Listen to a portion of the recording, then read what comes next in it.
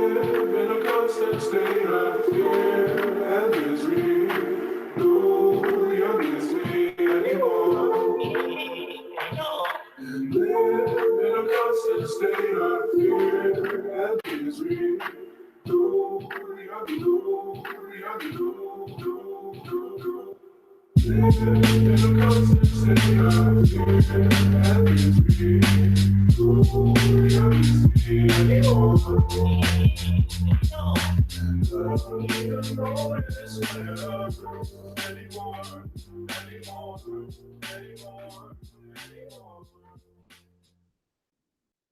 Hello, everybody. Today is Wednesday, October 31st, and we're bringing you Block Digest number 136 at block height 548,159. Happy 10-year anniversary of the fucking white paper, guys. Happy birthday, Bitcoin, man. 548,000 blocks in a decade. Alrighty. The Bitcoin is ripe. So what is up, everybody? Just enjoying the day, man. There's some snow on the ground. It's good to look at. It's a nice 10-year birthday, man. And I'm glad I get to say something about Bitcoin being over a decade old, because that slight of the decade always seemed to, I don't know. When you say it's over a decade, it's a much bigger deal. But the nitpick, almost 10 years old. The white paper's been out for 10 years. The network, we still gotta wait till January 3rd. Yeah, there's currently a very vicious debate going on Twitter about what the real birthday of Bitcoin is, and some people are suggesting that the real birthday of Bitcoin should be August 1st. That's I believe Nothing Much suggested May 22nd, which I'm not. I can't remember the significance of May 22nd. If anyone maybe knows. No, it's today, or it's January 3rd, or it's January 9th. Okay, it's either the white paper, it's when the first block was mined, or when the rest of the blocks started coming. It's like, no, it's one of those. I think is May 22nd the day that might be Satoshi's birthday? I can't remember. No, that was anyway, April. Yeah, when the Fed Reserve. I forgot whether it was when gold was seized by FDR or when Nixon allowed citizens to hold it again. I forgot which one. Yeah, either way, it's just interesting to think about. Yeah, a decade long ago, decade old, and now we have like these historical dates at different points in the year where we remember these different things throughout that decade. But this was but this is to signify the decade of just the push on the mailing list, right? As far as the discussion about Bitcoin. Yeah, when the white paper was first published. Okay. All right. Well, then, yeah, here we go. We're over a decade old on the white paper. Good job, Bitcoin. So, yeah, I mean, this is just, really thinking about where the hell things have gotten to from where they started. It's, Where we'll be in another decade, who knows, right? I mean, but I think we'll definitely still be around. Yeah, I mean, when I first got here, the norm was paper wallets for everything. Now you got special purpose hardware all over the damn place. You know, speaking of that, though, the special purpose hardware. Oh, this first story here. So blockchain info. Instead of integrating SegWit, instead of working on Lightning integration, and instead of doing anything useful in any way whatsoever, they're launching a blockchain branded Ledger Nano S, the blockchain lockbox that works seamlessly with your blockchain wallet. And honestly, like, this is just like fucking pathetically absurd. Like this blockchain and this company, like, they are one of the worst examples of somebody who just built a broken product and has just kept it running for years without any kind of serious improvements, any kind of extension in a meaningful or useful way. And they just keep floating along on their brand name.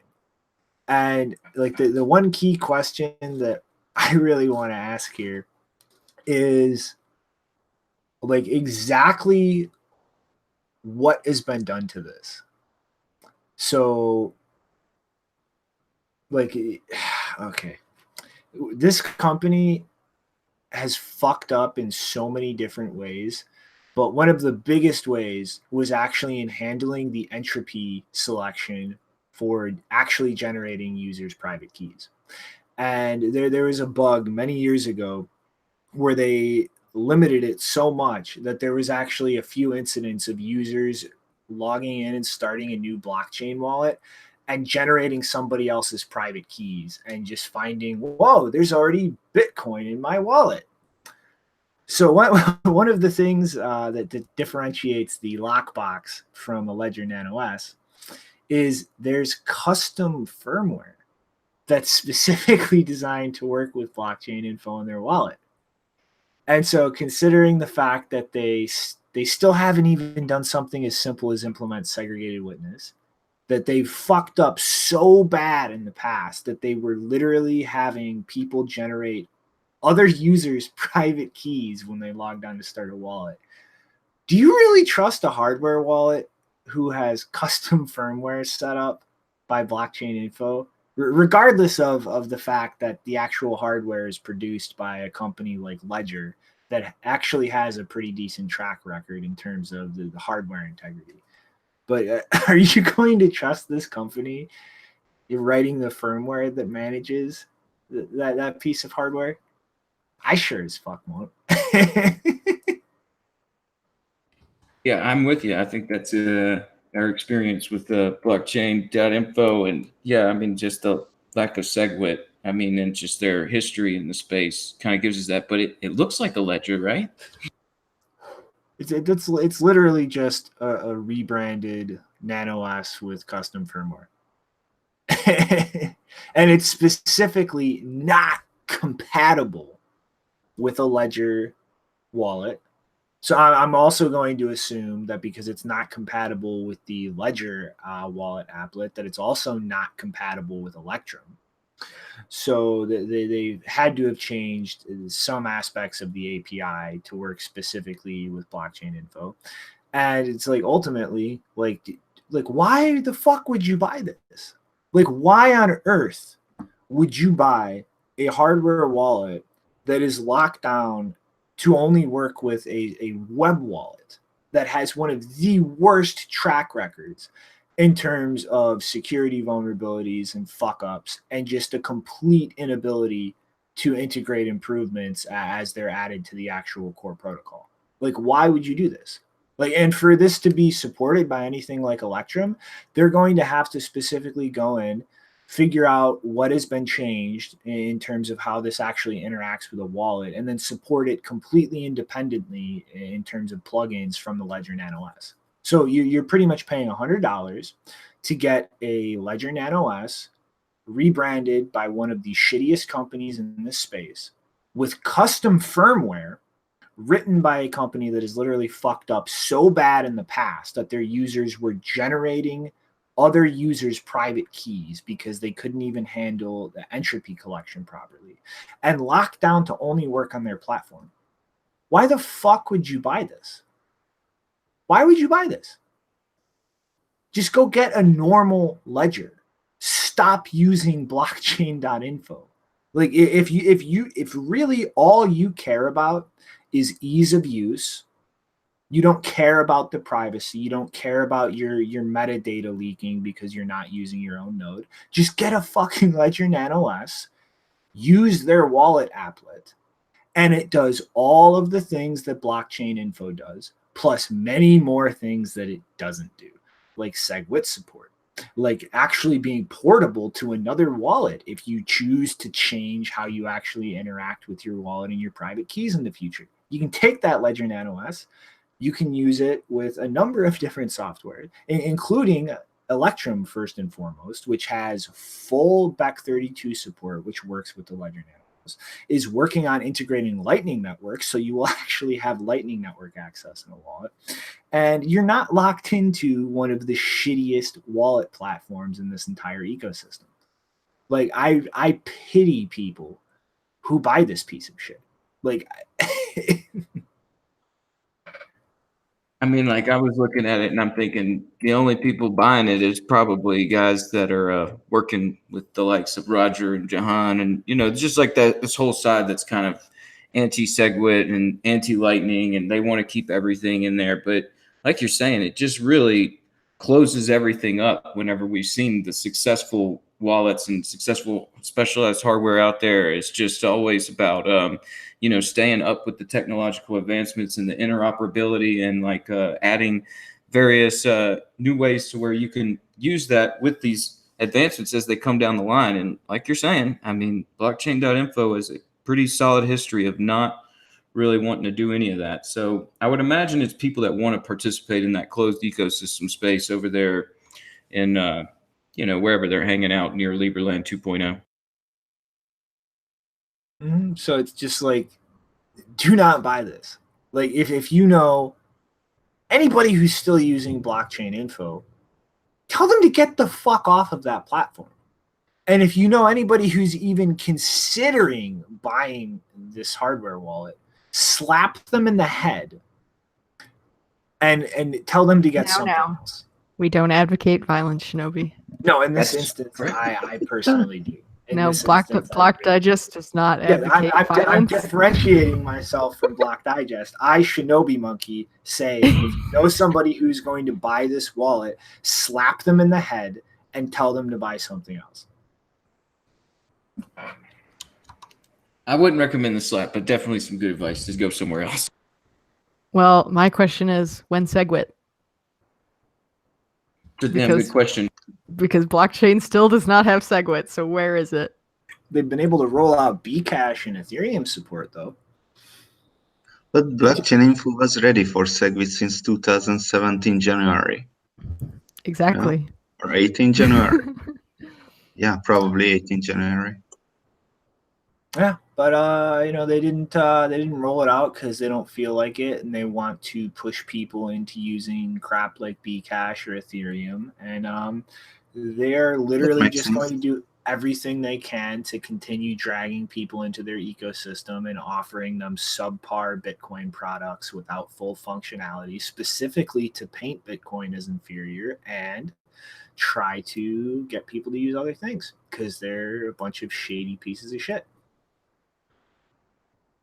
Alrighty though. Yeah, that's really my 2 cents on this. What do you think about the name, Lunchbox? Alrighty. Janine, you want to go into the next one, and then I'm going to quietly grumble and be angry at you because now I have to go rearrange story orders. You don't have to rearrange it. I just don't want to talk for that long because I feel like I was thinking this was going to be a small story, but it might actually be bigger than I thought. All right. My story's small. You can go for it. Yeah. So I'm not really quite sure if today is Halloween or April Fool's Day because I thought I was taking a break from the whole civil and ConsenSys thing, but ConsenSys just announced something today that is so ridiculous that I'm kind of getting my holidays mixed up. And ConsenSys has apparently acquired a company called Planetary Resources. Now, with that kind of name, you would probably assume that it's some kind of resource sharing blockchain project or something like MadeSafe, or perhaps something to do with IPFS, which stands for Interplanetary File System. But no, Planetary Resources, it's actually something weirder than that. It's an asteroid mining company. Not a proof of asteroid thing. It's an actual asteroid mining company. And the quote on their acquisition statement says, blockchain venture production studio ConsenSys has acquired the pioneering space company Planetary Resources through an asset purchase transaction. Planetary Resources president and CEO Chris Lewicki and general counsel Brian Israel have joined ConsenSys in connection with the acquisition. And then there's this whole spiel about how Lewicki used to be working for NASA, and then Israel served in the U.S. State Department's office as a legal advisor, where he was responsible for the international and legal dimensions of outer space. Ooh, great! U.S. State Department already thinking about legal dimensions of outer space, oceans, and international environmental governance matters, and served as U.S. representative of the United Nations Space Law Body. He says that Ethereum smart contract functionality is a natural solution for private ordering and commerce in space, the only domain of human activity not ordered around territorial sovereignty, in which a diverse range of actors from a growing number of countries must coordinate and transact. And end quote. The acquisition announcement ends with ConsenSys saying that it will operate its space initiatives out of Planetary Resources' former facility in Redmond, Washington, which, if you don't know, is one of those hotbeds. I mean, being close to Washington, it's a hotbed for the U.S. military and intelligence agencies, obviously. Just a suggestion there for possible connections. To be fair, as I said on Twitter, I actually don't think that the story is completely out of place for Halloween today, because I would find it quite horrifying for any JavaScript or JavaScript clone language to be running any infrastructure, commerce, or otherwise in a much more risk-prone environment like outer space. And I don't really see where the benefit is for Ethereum to be used by an asteroid mining company, but I guess we'll see. They don't really say in the post what the point of partnering with ConsenSys or Ethereum will be. Like, what is the purpose of the acquisition, and why does it make any sense? Outside of the quote that says Ethereum will be good for outer space commerce, which I don't know how well that's going to go, because so far the terrestrial commerce area has not exactly gone well for Ethereum in terms of scaling. So I can't even imagine how it's going to work out in outer space. Yeah, I'm just like blown away a little bit by the story. I mean, like, just quick clarification: is this actual mining, or is this like crypto mining out in space? No, it literally means asteroid mining, like getting resources from asteroids. I've literally never heard of this company before I saw this announcement, so I have no idea whether, like, if they do anything else. I did see some kind of announcement that they want to be in the business of building, like, I mean, obviously they're going to be building some kind of spacefaring machines and ships and stuff, but I don't know how broad their focus is, but they're described as an asteroid mining company, and it's actual asteroids. So I'm really confused. Me too. I mean, like, the smartest idea I ever heard about space and crypto with mining was those solar miners. Setting up some solar satellites, sort of sitting in a Lagrange point, doing its thing, and mining for the solar system. And maybe there is that interplanetary market one day. But yeah, that's a long reach and a jump, and it makes me kind of think about the way that the current banking system is run when it comes to finding reserves of a commodity and then being able to put that balance on your sheet and being able to loan that out. And maybe they're trying to do this in a way where you don't actually have to bring the gold asteroid back to Earth. You just like go out there and set up your satellite and sort of take some pictures and confirm it's there, and you can bring it home whenever you want. But until then, we're just going to build up this huge balance that acts like we already brought it back and dished it out, and it's sitting in a vault somewhere. It's a weird mechanic to say that it's crypto, but it's actual mining, and like, where's the use case? This is the stupidest fucking idea I've ever heard of in my goddamn life. Like, the idea of putting an Ethereum smart contract anywhere even remotely connected to a thing operating in space is beyond fucking retarded.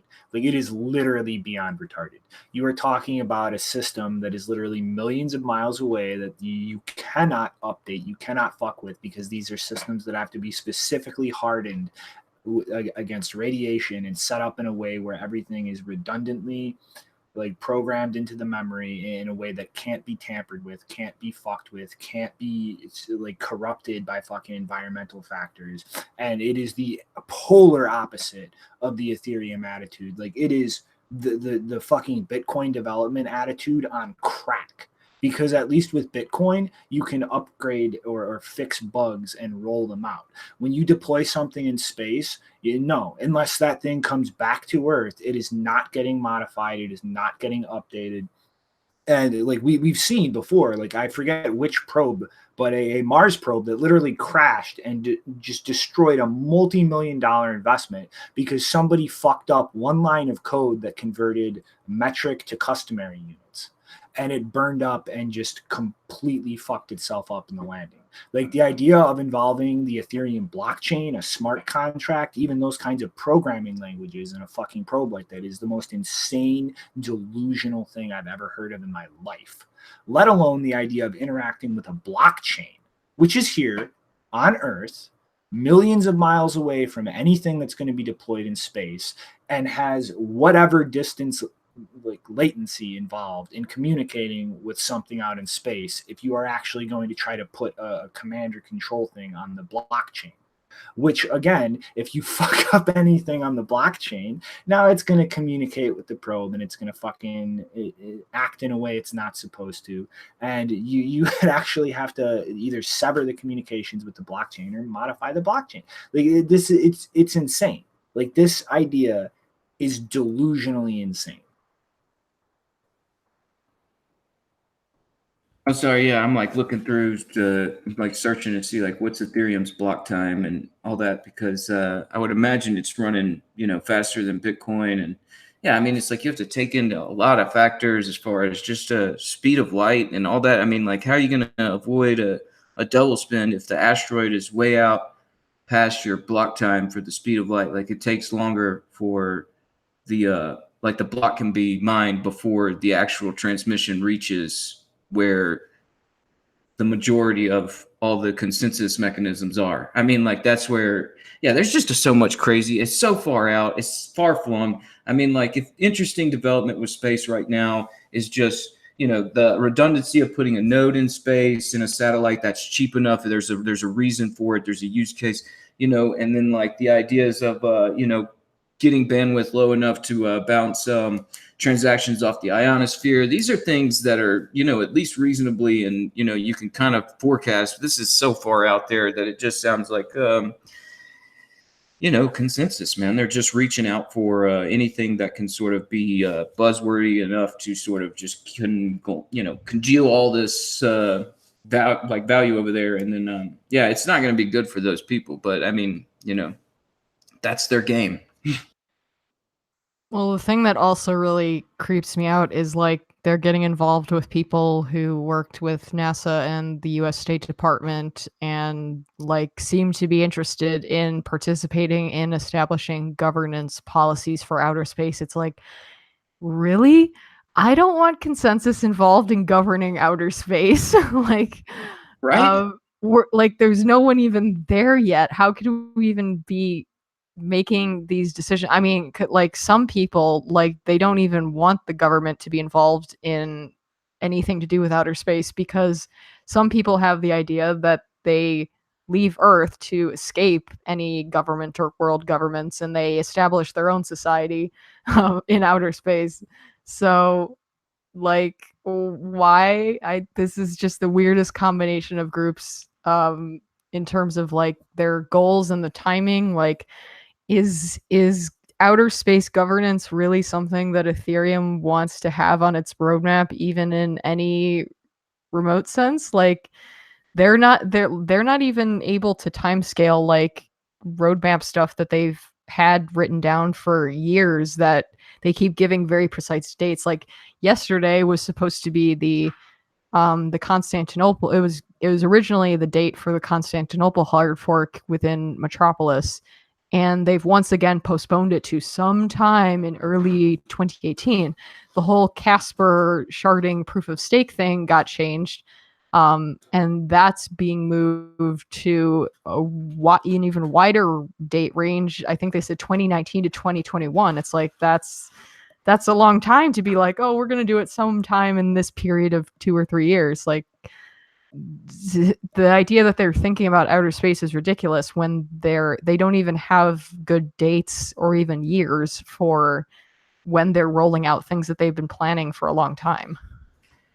Yeah, and this, I don't know, this legal thing makes me think they just don't understand it as soon as at all. Like, how stupid would that be if they're like, look, we could travel to, you know, Elon, you could build your SpaceX and everything, but if you get to Mars, you know, cannabis is illegal over there. So you can't really just, you know, go over there and start token up or, I mean, like, it's stupid. It's like, it's to build this like rule set where it's like, if you get there, then you still have to follow this rule set. I mean, it's like, people on the ground know better than people in the command, right? And especially I think that would go for if I'm sitting on Mars and somebody in Florida from NASA told me I should do something, I would most likely follow my own instinct there on the ground, and whether or not there was some legal construct I was supposed to follow would go right out the window. Yeah, I'm very curious to know what the monetary system is going to, or the monetary regulations are going to be on these different planets. Like, oh, if you do this on Mars, it's money laundering. If you do it on the moon, it's like free for all or something. Like, are we really thinking about that right now, guys? I think this is just delusional. Like, this is literally just outright fucking delusional.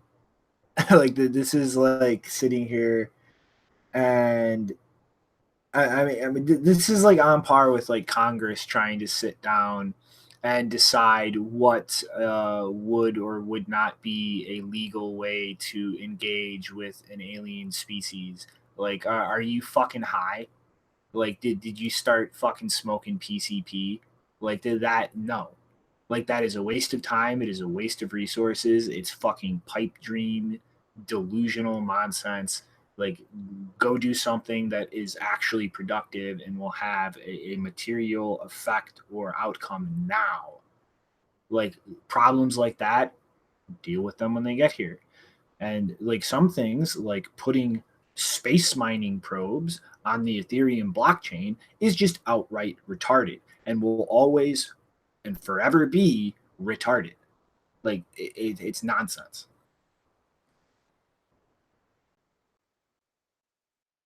Yeah, that's a lot of nonsense. But I guess I'll jump into this story and give a little break there in between, just yeah, you know, get this other long story out, because this one's not that long and it is dealing with a little bit of ridiculousness. So yeah, guys, Zcash just passed their 2nd year anniversary, and it's you know, that project has garnered a lot of attention from the buzz around the ceremony that was covered pretty heavily in Vice, but it also has a lot to do with their funding model and close relationships with regulators. And now the Zcash developer community is jazzed about their latest upgrade called Sapling, which introduces a new Z address format and aims to bring the amount of bandwidth and memory needed for shielded transactions down. Looks like an estimated 90% more efficient in latency and 97% more efficient with memory. And in the early discussions about this upgrade, there was also supposed to be an addition of colored coins to Zcash. However, that didn't materialize yet. And yeah, like I just grabbed this story kind of thinking, like, you know, it's like the way that this is all worded kind of just like freaks me out. I'd want to dig into it more. So it's like, why Sapling, why upgrade? And, you know, just sort of dig into the Zcash community a little bit and see how things are going over there. So yeah, Zcash has a lot of money for development, and doing so, they try to control their message and try to avoid conflicts through marketing. And all the bugs the developer community has been working on is referred to as sprouts within their ranks. So sapling is to signify they've laid roots and moved up from their infancy in the space. However, this upgrade was really necessary for Zcash to even be functional on any mainstream level. The amount of memory and bandwidth needed for shielded transactions as it was before this would have been too much for the average smartphone to handle. So with this, they might start to see an increase in those shielded transactions, which would be ideal for them, seeing as it's sort of their main selling point. And they've only been 0.5% of transactions on the network being shielded before this. So with the word upgrade is put there very purposefully. I remember at the Twitter headquarters Zcash talk where Zoku led that, he had mentioned how they were calling it an upgrade in order to avoid the headaches and confusion of forks. And it seems to have done its job for now. All the different exchanges and wallets supporting Zcash have moved up onto this new version, or in some cases like Jax has temporarily suspended services in order to upgrade to these new addresses. And it's still early on, but it looks like their major mining pools had no issue with the upgrade either. But you know how that goes. We'll have to watch things as they progress. And now Zoku tweeted out how he thinks it's great that the network could undergo a backwards incompatible upgrade with this little ecosystem downtime. And someone on Twitter was quick to point out how that just shows their ecosystem is not so decentralized. And you know, I kind of picked the story up because there's been a lot lately where it's just like you know, we've talked about decentralization in the way that people just easily use that word. And I think we're starting to, you know, we've seen that in other words too. And with Zcash, there's like these words about permissionless and private and all that. And, you know, I just wanted to dig into this to see what they really mean behind these words. And so let me get back to my notes. And yeah, so I'm not going to keep kicking Zcash here. Where did I? Sorry, guys. It's just there are some quirks with the story. I really wanted to lay into them, but I'm not going to do that. I'm just going to say that their system is far from permissionless or private by default. With all that said, it looks like with this upgrade, these shielded transactions might actually start to see some use. But again, you know, that's just, I don't know. But Monero just went through an upgrade with bulletproofs, bringing their fees way down. So, you know, at the same time that Zcash is really kind of just becoming functional, Monero is, you know, tightening things up and making their system a lot more efficient as well. And we got Nopar here. We have Wasabi. We got Samurai and Lightning moving fast towards, you know, Bitcoin fungibility. So, yeah, just, you know, grabbed this story and was kind of curious about the language and everything. So what do you guys think about Sapling, the Monero upgrade, the different routes of Bitcoin privacy? Is there niche cases there for all these separately, or will one rule them all? Like, what do you guys think about this? I think this is a complete joke. Like, they have just like look at Peter Todd, who was actually involved in the trusted setup for Zcash. They have not even been able to publish all the material necessary to vet it and make sure that the proper keys and information were used during the trusted setup. And I do believe that there was actually a second one involved for this upgrade, if I am not incorrect. If that is incorrect. No, it's the ceremony's coming up, yeah. No, but like the point is there's two instances, two trusted setup ceremonies that have so far been involved with this project, and they have not been able to actually prove that the things were done properly with the correct information for either of these setups. Let alone the fact that during the initial one, they literally used a brand new compiler and tool chain for Rust that had not been audited, and I think was only out for a few days by the time that it was actually fucking used in the trusted setup. So like the fact that they're going around parading, look at how little downtime we suffered. Look at how optimized these fucking zero knowledge transactions are getting. Well, it all boils down to whether you can trust that trusted setup or not. And they have done absolutely nothing to really give the information and lay out the steps necessary for people to actually verify that, let alone actually took like proper security precautions in the first place when going through it. Like, this is absurd. Like, zero knowledge proofs are a ridiculously valuable tool and interesting system when you look at things like cryptocurrencies or even just applied cryptography in general. But any kind of system like this that requires a trusted setup is just like, no, you have just introduced a single point of failure to the entire system. If you cannot figure out a way, and there are a lot of people looking at ZK Starks, which are actually a way to do this kind of thing without the trusted setup, like you are wasting your time and you're kidding yourself. And honestly, given all of the fucking horse shit that has flown out of Zuku's mouth in the past few years, I would not be surprised in the slightest bit if all of this obscuring of the trusted setup is being done because things were done to either compromise the money supply potentially in the long term or the privacy of these kinds of systems. When you have him making remarks like, well, we want to make it private enough for your average person, but not private enough for criminals. Like, anybody who's looking at this currency as some kind of value add, like, just no, stop. Go use Monero or something, or go use a fucking privacy tool on Bitcoin itself. because there's infinitely less risk that you're exposing yourself to compared to Zcash. Yeah, I'm with you there. I mean, you know, that's one of the reasons why I grabbed it, was just because there's been so much lately out of Zoku and basically the Zcash community where it's just like they're controlling the message and they're keeping it so, in their little box. But at the same time, they're like, well, no, the Zcash developer community and the Zcash company are two separate entities, but yet, one funds the other. And, it's really kind of an obscure system. Like you're saying, they're obscuring the trusted setup, and they're kind of obscuring the, the industry language that we would use, and trying to sort of, put it in a box to where, everybody that's in that box will say, yeah, that's what we're doing. And it just kind of goes out the window of this emergent anarchic government that is cryptocurrencies and everything. It's like, it's putting it all in this thing where, yeah, it's not really exactly in a good place from the get. And I did speak with the guy that was going to do this next trusted setup, and I brought all this stuff up to him, and he was just very much like, there's nothing that you're not gonna please everybody, was his like sort of manner on it. It was just like, because I was bringing guys like you up. It's like, you're never gonna convince some people that I know that that's actually a trusted setup. And, he's just like, well, you're not going to convince everybody.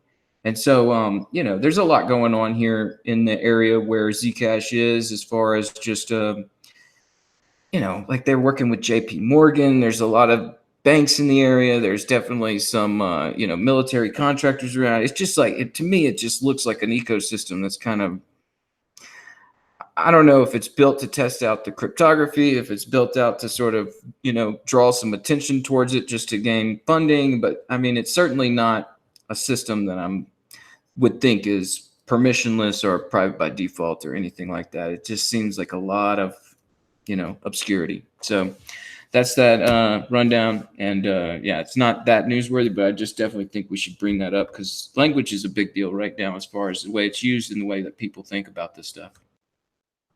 All right, Janine, what's going on this week in Stupid? Haha, wink, wink, all you Sargon fans out there. Okay, don't get the reference. But basically my second story today, which was originally going to be my only story before I saw the ConsenSys bullcrap, was about the energy consumption articles that have once again graced our timelines or news feeds or what have you, wherever you get your information. And if you follow Bitcoin media bullshit. So like clockwork, we seem to get these bursts of media articles about how much energy Bitcoin consumes and how it's going to melt the planet and kill all the polar bears.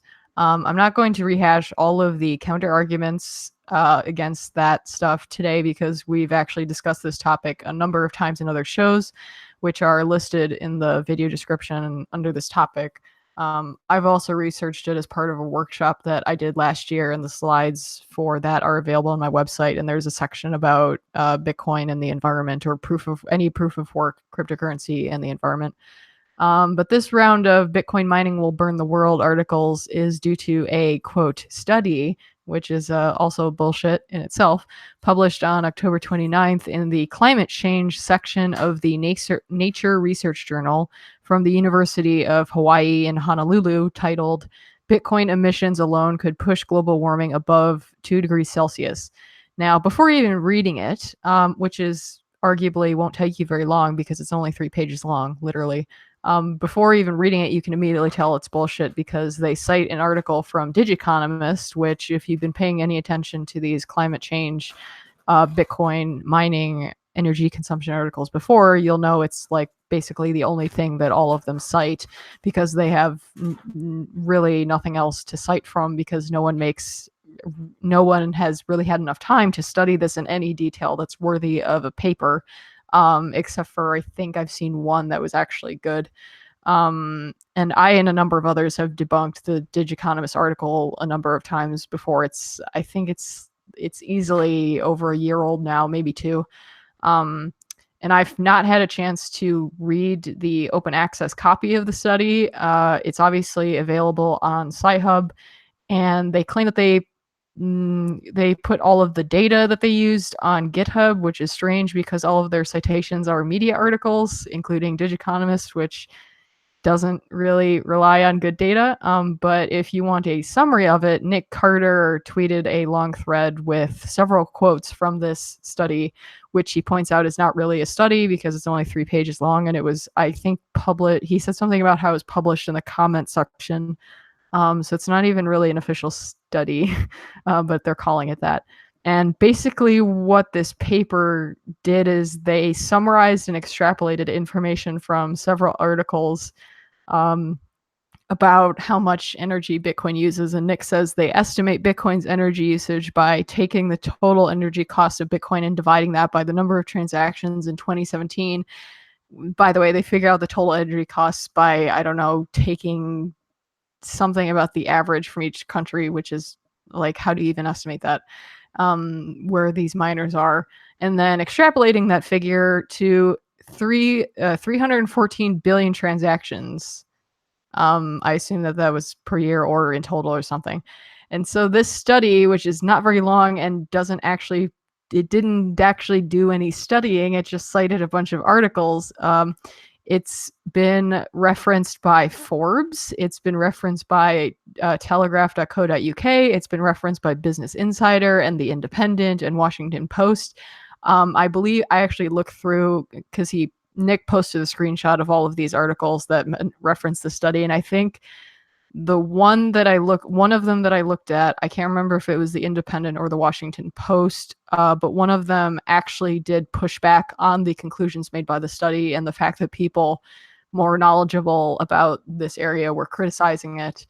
So kudos to that one journalist who did that, one or two journalists. The rest of them basically just verbatim copied it, mentioned things that it said, and they didn't try to contradict it in any way. And scarily enough, a lot of them, these journalists who I feel like I'm going to name if I can bring up my blacklist that they've been added to, a lot of them write for like the science and climate change sections of these various publications, which is really scary because, I mean, it's one thing for, any old tech journalist or just amateur journalist to, barf out a summary of a very short study that they read. It's another to have someone who is supposedly engaged. Like, the point of saying that, right in a specific section is usually, you should have some expertise in that field, I assume. Like, some of them actually had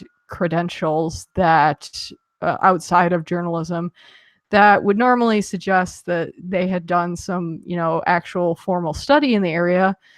But yeah, I'm not sure that ever really happened. So their names, for anyone who's interested, the Business Insider article was written by a guy named Frank Chaparro at FinTech Frank on Twitter. The one at The Independent was written... Okay, so the Washington Post one was the one that was okay. The Independent one was written by a guy named Josh Gabbatiss, at Josh Gabbatiss on Twitter. And the one from...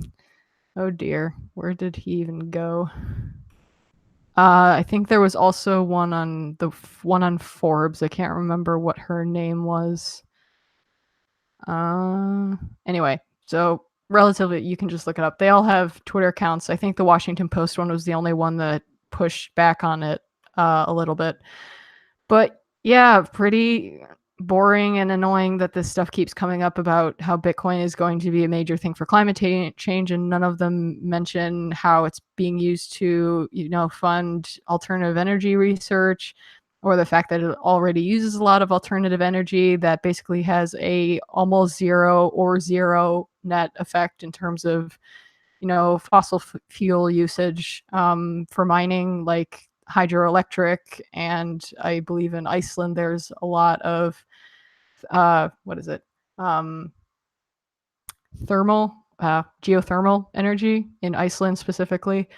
And we also talked to, like, one of the videos I link in the video description is a conversation we had with Jonathan Bertrand about Canada, which is hydroelectric. So we've talked about this a number of times, and it's just really sad that a lot of these publications don't They just don't care about the research. And I believe Peter Todd also made a statement about that, which I really agree with, which is that if you're a journalist and you're writing, one of these stories where the data just doesn't add up and doesn't make sense and you're not verifying it, you really are not a journalist and you shouldn't be writing about these topics and you should just quit. Because you don't understand the topic well enough and you shouldn't be, it's not ethical to be spreading misinformation at the exchange of some ad revenue. But of course, most of them know that and they've probably been doing it for years. And this is why this stuff gets through, because journalism's not about spreading the truth anymore. It's about getting ad revenue and clicks. And if you can do that by spreading misinformation, then that's what you're going to do.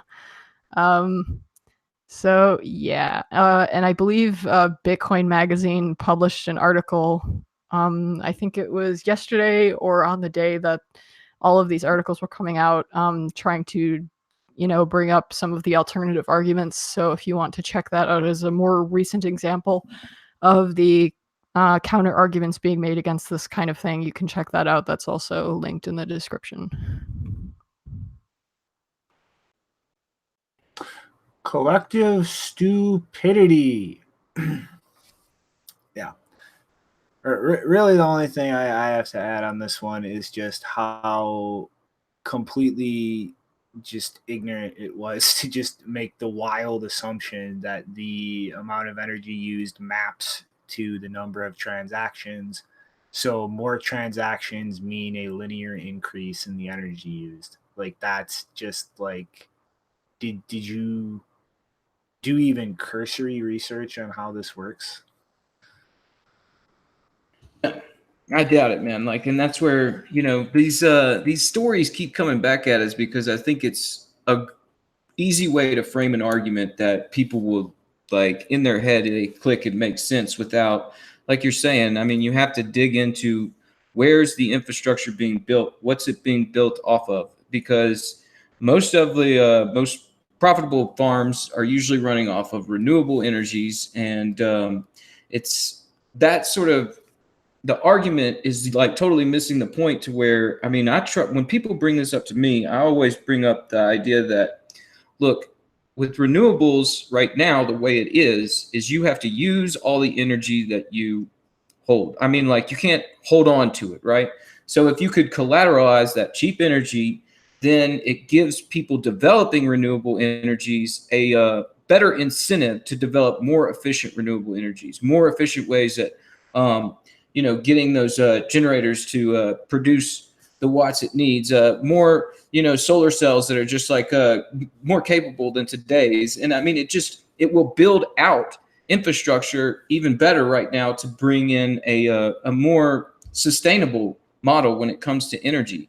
And that's where like the argument really gets, because it's like, it's missing the point, but it's also just like driving in the opposite direction. Because the way I see the whole mining incentives and renewable energies, it's just like, it makes sense to build that out now, where before it was like, it didn't really make that much sense. So yeah, for me, it's just like it's really aggravating. And I look back, and it was the Independent that pushed back a little bit. And I think to me the most newsworthy, I mean, not newsworthy, but I mean, if there's any news in this, it's like just looking at those publications and saying like, okay, because I knew the Washington Post I'd already read off, Forbes I'd already read off. And, but now it's like, okay, well, now I know the Telegraph is in there, the Business Insider. I'm pretty sure I already ripped them off too. But, it kind of just gives me more of a, okay, don't really believe anything. I mean, like, I probably should be breaking it down to the actual author instead of the publication. But I mean, like, that's where, like, that's the bit of news I got from it, where I was like, okay, these guys, I'm not going to pay much attention to them anymore. And I think there's a study quoted there in the chat that, I know, let's see, the Bitcoin.fr study that was posted in the chat. And, if you guys want to check that out, it looks like, I know that Bane down there, he knows what he's talking about when he says like the study was very well done. So, it's a recurring argument, because I think it's just easy for them to make that argument. Mm-hmm. All right, Nopara, are you excited? Are you pumped? Are you ready? Do you know how it is when you take so much cocaine that you use up all your dopamine resources, and after that you're over being excited? I don't know how it is, but that's how I imagine how I am right now. Zombie mode. Get excited, dude. Announcement. Come on. You got a big announcement. You got to make it. Got to get excited. We released Wasabi Wallet 1.0 today, and it makes Bitcoin anonymous, and it's really awesome. I'm really happy. And Patricia Estava created this this infographics. It was not published yet, but it's pretty nice, and it explains the very basics of Wasabi. So I was gonna go worried, but I'm seriously, I'm just so speechless that yeah, just go and use Wasabi and be private. All right.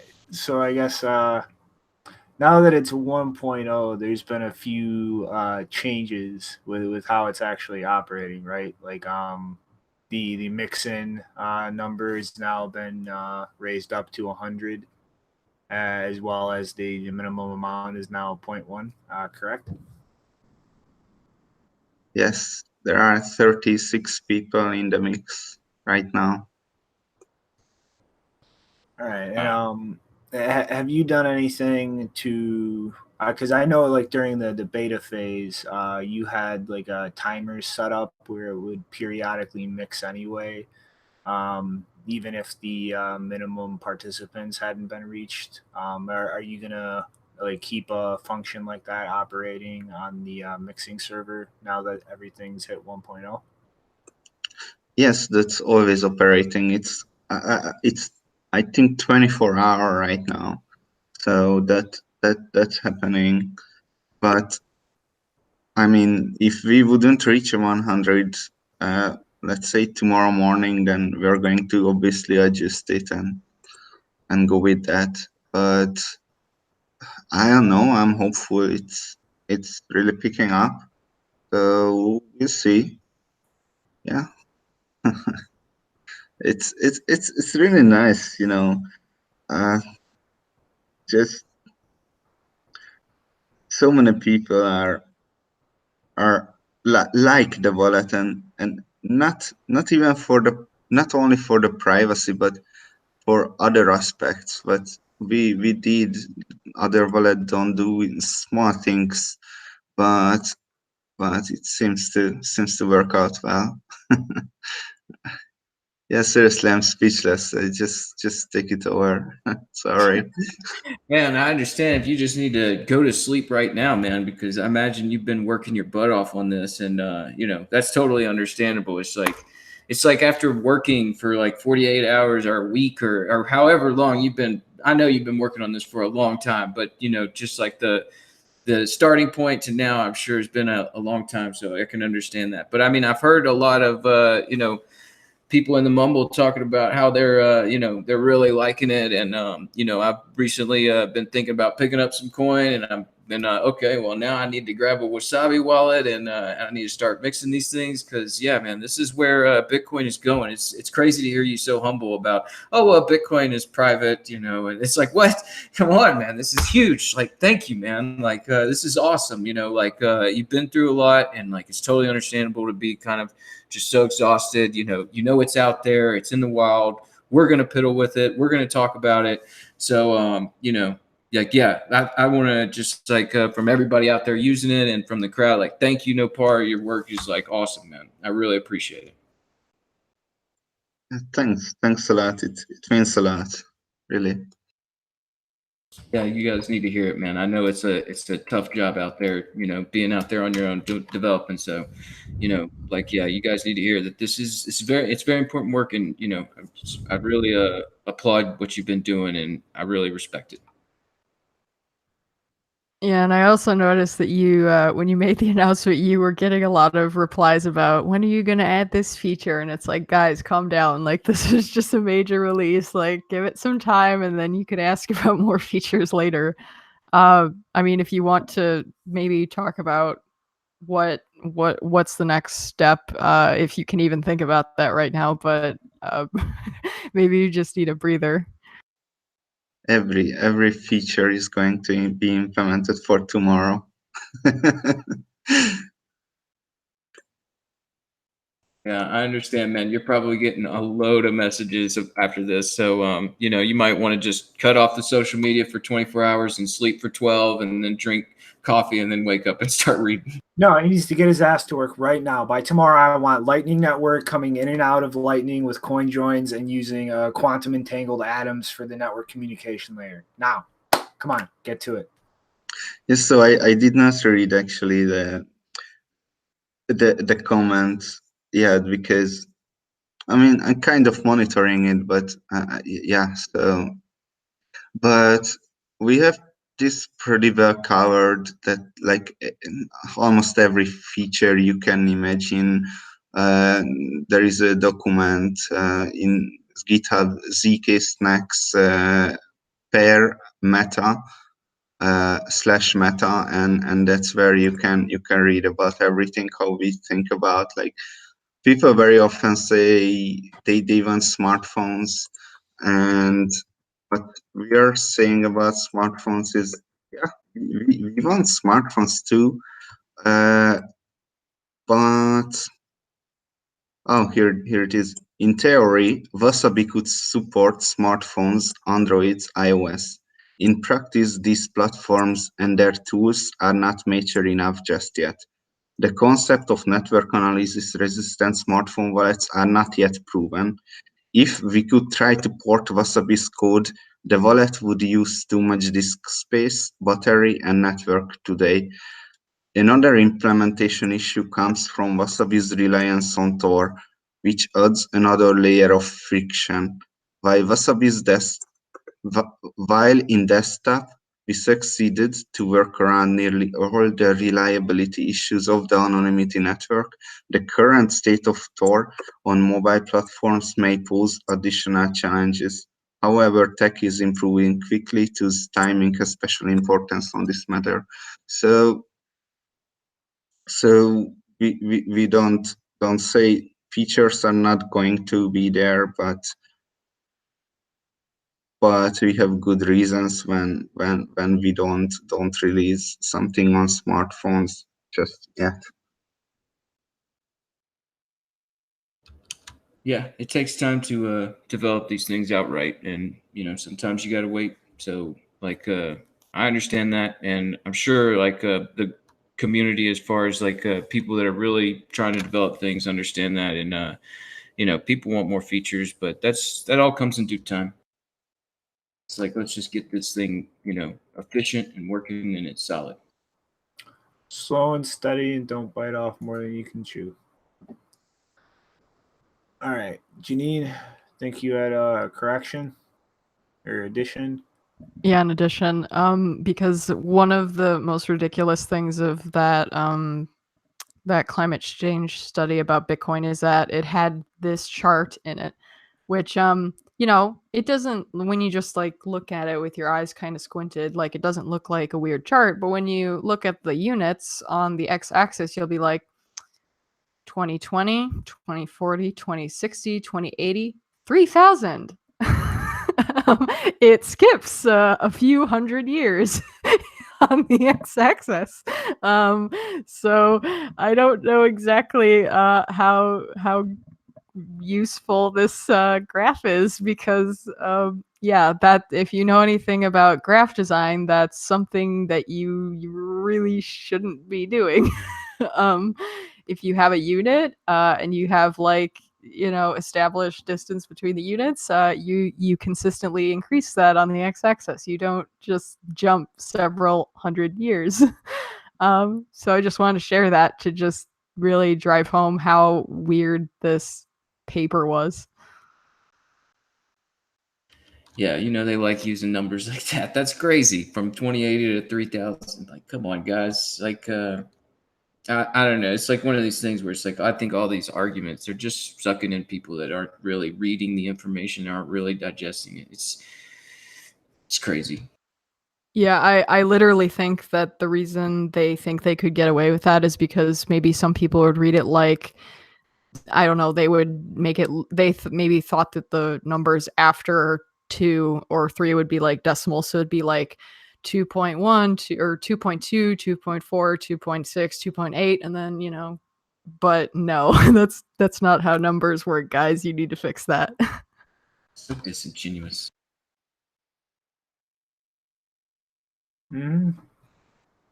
Alrighty.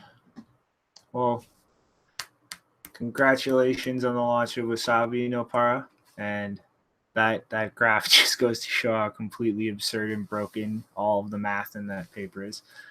But all right, get your boxing gloves out. Uh-oh. Is it time? Coinbase has just went through a Series E investment round, raising money led by Tiger Global. Y Combinator's Continuity Fund was involved, as well as Wellington Management, a $1 trillion fund that is starting to get involved in the crypto space. And they raised $300 million, which brings the amount of money they've raised to date to around $525 million. And has pretty much pushed Coinbase's valuation from around 1.6 billion after its last funding round to $8 billion. And just the amount of fucking hubris and stupidity in the statements they're making in the wake of this is just ridiculous. So first off, there was a Forbes article covering this with the title, Coinbase wants to use its huge new funding to fix Bitcoin's problems. Well, yeah, that's complete and utter horseshit. There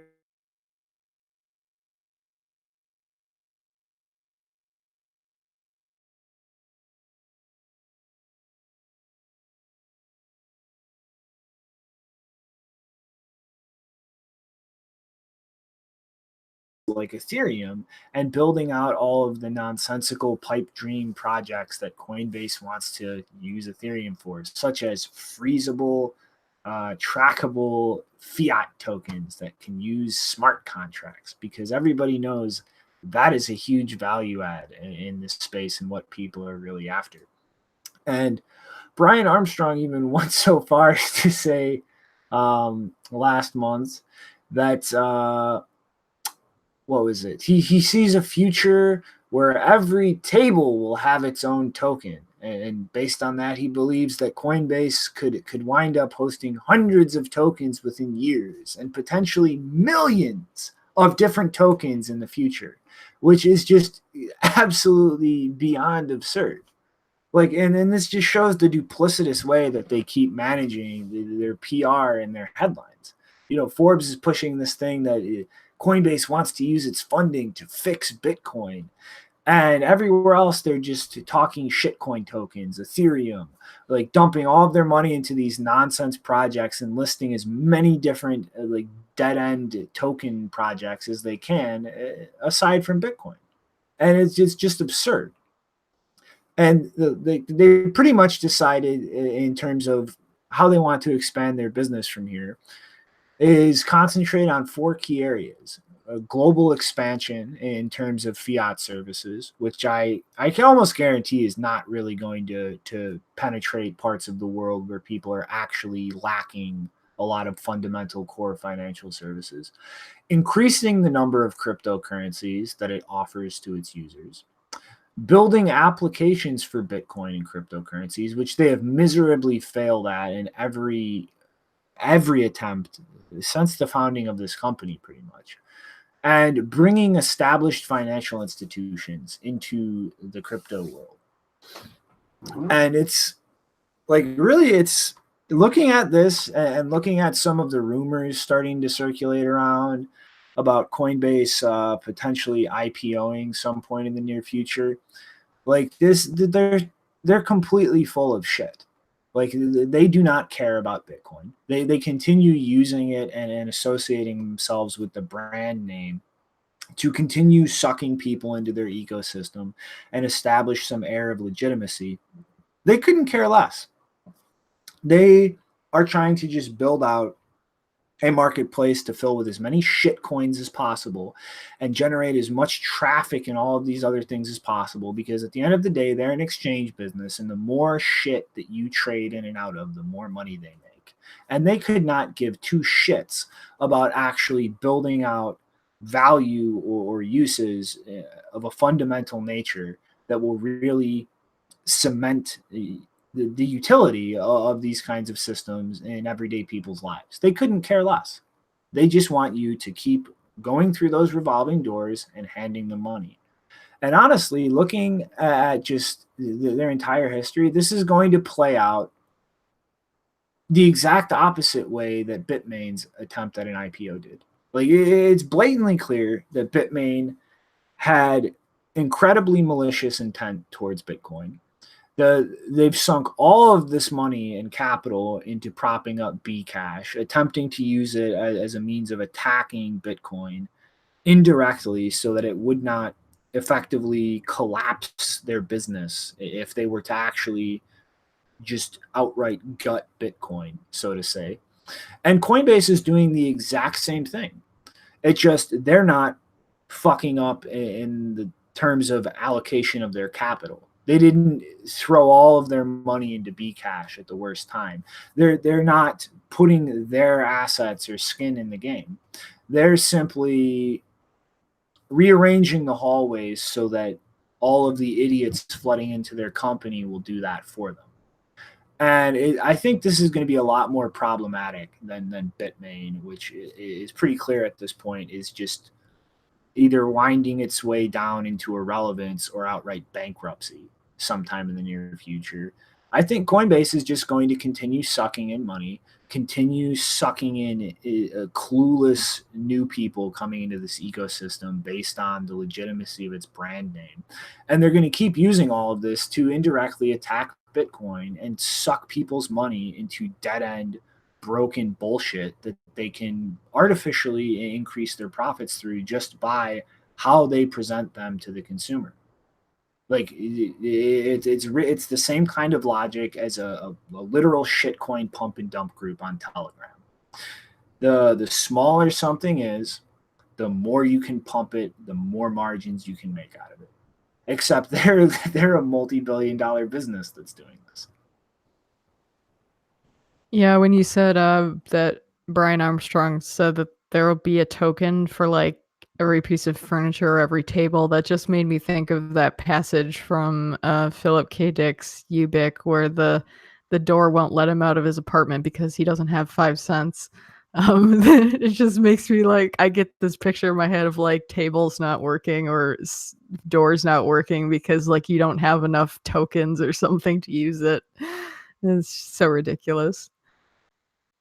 Yeah, this is definitely a ridiculous article. When you talk about Coinbase talking about fixing Bitcoin's problems, like, come on, man. Like, they were a big part of Bitcoin's problems whenever it came to high fees last year, when it came to just a lot of all the miscommunication about Bitcoin Cash and Bitcoin and the way that all happened with people buying Bitcoin Cash thinking it was Bitcoin. And I mean, it's absolutely crazy that they think they could just say like, yeah, we're gonna, expand globally. I mean, they've already done that, where they had that article about something going on in Afghanistan, and we talked about how it'd be much more useful if they just developed like a remittance option for some some people living here from Mexico and just getting their money back if they really want to help like that. It just seems like they're kind of stuck in that Silicon Valley, DC, New York, just pump fest on this whole thing. And, I saw something about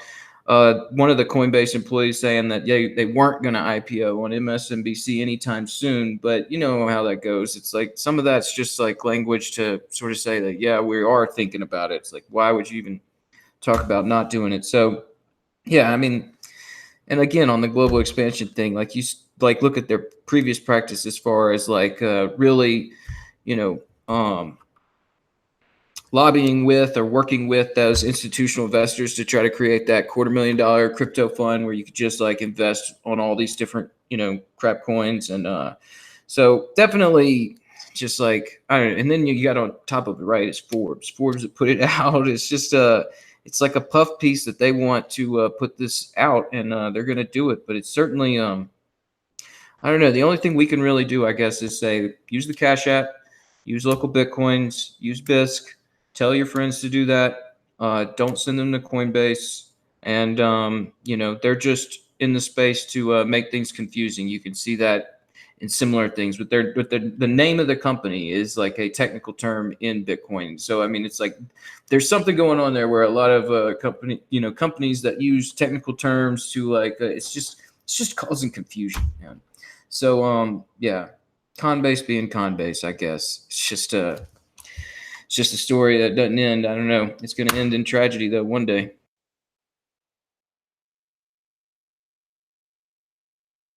I mean, it's fuck Brian Armstrong.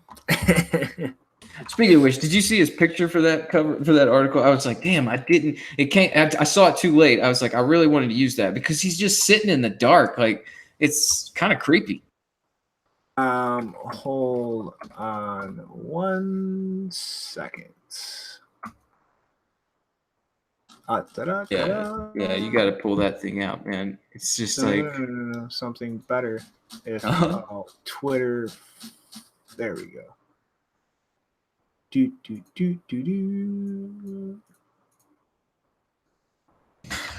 Yeah, I saw that. Yeah, that's brilliant. Like, what an easy way to just like mock that. That's great. Professor S2X. What was that? On Netflix. Seriously, if you like squint it a little bit, it looks like it says Professor Sex.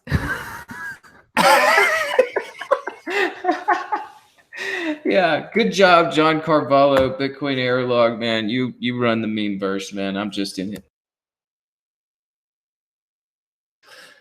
All right. Just quick mention. There's not really that much to talk about, but a couple days ago, after a long string of mining empty blocks that to me just reek of covert ASIC boost again. And, the few that I've actually looked at, I did not see any SegWit inputs in.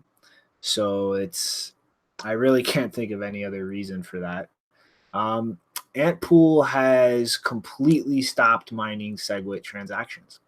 And I mean, yeah, this is just part of how Bitcoin works. People can interact with the system however they want.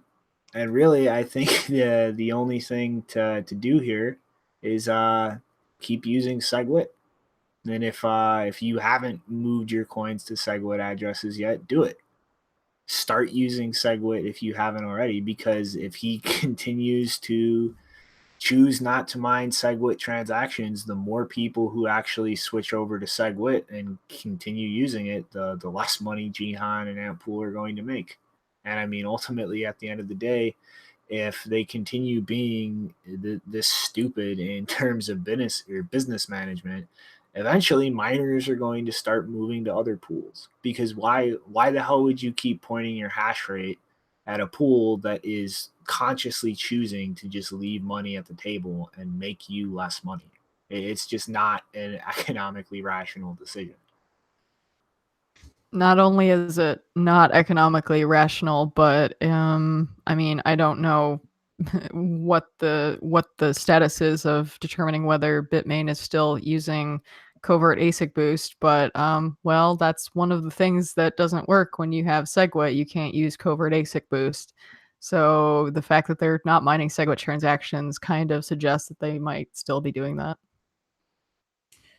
Yeah, I mean, and like really, it's just like from the first story, right, with that lunchbox crap. It's just like building out this closed ecosystem. I mean, we've seen this with BIP70 and BitPay and just Bcash and basically just the way that's all constructed. It's just meant to, it's this close. It's these people that want to participate in that. I mean, I don't think there's many, and I mean, like those that do, I think that they're definitely gonna have some trouble in the future whenever they're competing, or they are competing in this market. I mean, it's going to be rough whenever you're trying to compete, whenever the real value add is the fact that there isn't that closed gatekeeper saying like yes, no, or, censor, no censor, or all that. I mean, and so to us, I think it's obviously pretty crazy, but I imagine there are some of those people that are just like really close to that whole side of things where, people that I was watching, Roger Ver and Bitcoin.com are putting these videos out regularly, and I'm not telling anybody to go watch it, but sometimes it's just like I'm watching them. I'm like, who are these guys that are surrounding Roger? And it's like one of them he brought up. It's been around for 11 years. It's just it's a little niche group. And they're going to play this long game to figure out how exactly whether they're right or wrong. And yeah, it's until then, use SegWit, Cash App, all this stuff that we're saying, as far as just like routing around all this nonsense. All right, sliding along to the next one though. And I'm going to specifically call this out, which I'm going to start doing now anytime we're covering a story from one of these publications and there's really no coverage elsewhere. This is from Bitcoinist. So don't forget that they were willing to literally just publish paid content without disclaimers. But given the nature of this, I think it's safe to go by this article. It's verifiable elsewhere through Laura Shin's podcast. Although, all right, I'm just going to start rambling about how Whoa, did you? Space. I'm just going to stop the disclaimer here, and we're going to move forward. Laura recently cited Laura Shin's podcast. Laura recently had Tom Jessup from Fidelity on her shitty podcast where she doesn't call out any factually incorrect information because she has no clue what she's talking about. But Tom kind of recently clarified a little bit about what Fidelity is going to be doing in the space. And it's really a lot more concentrated towards the custodial aspect of things. And he's clarified that they really have no intent of building out their own exchange in itself. And they're pretty much explicitly going to be concentrating on just building out the custodial solutions for institutional investors. And as far as the actual trading or exchange aspect of things, they're not going to be building out their own. And they actually said that they think most of the current exchanges in the space are doing a fairly good job at this. And what they're going to be doing in terms of an actual trading platform is more along the lines of the Tagomi Systems company that Peter Thiel invested in, I believe, late last year. And it's going to be a kind of trading platform that concentrates more on consolidating liquidity across all of the existing exchanges. And so what this would do is pretty much allow people to place orders through Fidelity's platform, which would then actually fill the order based on liquidity in the order books of existing exchanges in the ecosystem and kind of delay settlement until an order is actually finalized. And so you would place your order on Fidelity systems, which would then link into the order books and liquidity pools on pre-existing exchanges, fill these orders, and then actually handle settlement after the orders have actually been completed. in the same way that Tagomi Systems is planning on consolidating liquidity in the space. And this is like pretty much perfectly in line with how most trading platforms in the legacy system work.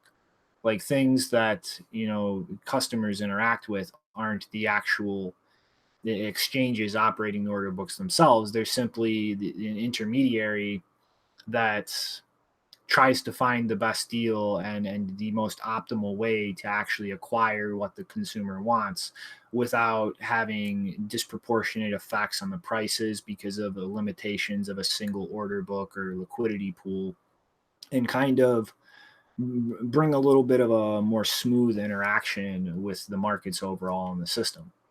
And I think, you know, it's this one, it goes to show that they are actually really looking at coming into this space in a way that actually helps these markets mature and be less volatile and more stable. But also, it kind of goes to show that when we start seeing headlines circulate regarding, you know, a lot of institutional players or groups in this ecosystem, that everything should be taken with a grain of salt.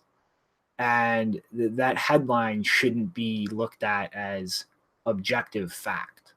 Like people should actually try to dig down a little deeper and see the actual specifics of what's going on, because, you know, really this does kind of not really conflict with the statement that they're going to be getting involved in the trading of cryptocurrencies, but it is in practice, and the influence and effect it's going to have on the ecosystem a lot different than Fidelity opening the Fidelity exchange, where they will establish their own order book and customers will register and log into their platform. It's you know, these are the kinds of things that really make a big difference when somebody's looking at what these institutions are doing and trying to decide like how they feel about it or how they're going to react to it in terms of the effects it's going to have on the ecosystem and what steps somebody wants to take to ensure that they're interacting individually with things in this space how they want to. Yeah, you know, when I was looking at this, I was just thinking like it makes sense just because this seems to be an area of the space, like you're saying. I mean, like it's really going to be a helpful thing to build this sort of these custodial solutions out. I mean, and as far as just keeping people, you know, some people that are going to get into this ecosystem that aren't exactly happy with holding onto their private keys and just sort of having that thing all built out to where they could onboard into the system. And I mean, it's a good way of doing it rather than just, you know, building the exchange and then having that all sort of come together at the same time. I mean, the way that you store your Bitcoin is probably the most important process in your, you know, model of Bitcoin wherever you're at, because, you know, it's really important. And yeah, it's just, I'm thinking about this Fidelity story. I'm trying to remember sorry, I had like one more thought, but I'm forgetting it. Damn it. Sorry, guys. All right. Kind of a little thrown off, Janine. I was expecting a reaction to mentioning Peter Thiel, but do you want to just move along without that? mean, I could literally just make it a practice of giving disclaimers about him every time his name is mentioned. But I feel like it's almost a dead horse at this point. Anyway, in case anyone is not aware and is not aware of my disclosures of Peter Thiel, he is the he was some executive position, I think a founder of Palantir, great name, after the Lord of the Rings orb that Saruman uses to spy on the entire Middle Earth. Palantir is a company that worked with the NSA and I think was behind developing, let me remember, X-Keyscore, maybe, I think.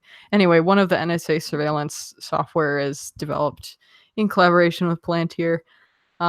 They've also done other things like, you know, help ICE with immigration issues and things like that, which is not exactly great. What was the other thing? I think there was something in Europe or something where Palantir was involved. Anyway, just overall bad company, and it's was or is run by him. So I'm not too much of a fan, even though a bunch of people seem to think that he's a libertarian. Yeah, definitely got some. He's doing something with all that money. Mhm. All right. And how many we got? We got 4 more to go. All right. So next up, Maple Change, a very small exchange in Canada, recently got almost completely wiped out in a hack that looked like an exit scam at first. And honestly, looking at all the pieces kind of falling out on the table, I'm still not entirely sure that it wasn't an exit scam. Although if it was, they're at least taking steps to give the appearance that it wasn't. But on October 27th, I believe, the exchange went down for a period during a system update.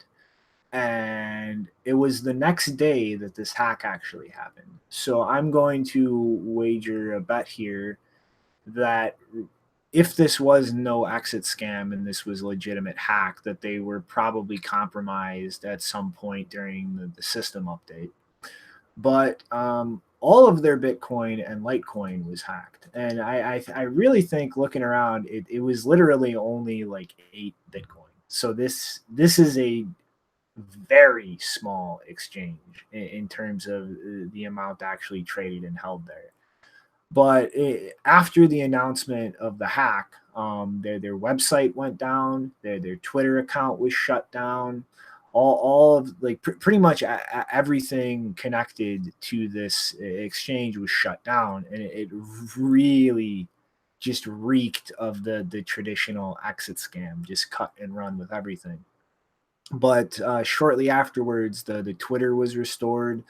I do believe the actual site was restored afterwards. And they set up a Discord server to attempt to deal with refund requests. And pretty much right now, there still isn't any concrete statements or specifics as to how the exchange was actually compromised. But they have been making regular announcements on their Twitter account regarding trying to make users whole. And pretty much what they've stated so far is that they are just completely unable to actually refund any Bitcoin or Litecoin, and are kind of going through and attempting to load up all of their shitcoin wallets effectively and refund users of their shitcoin balances.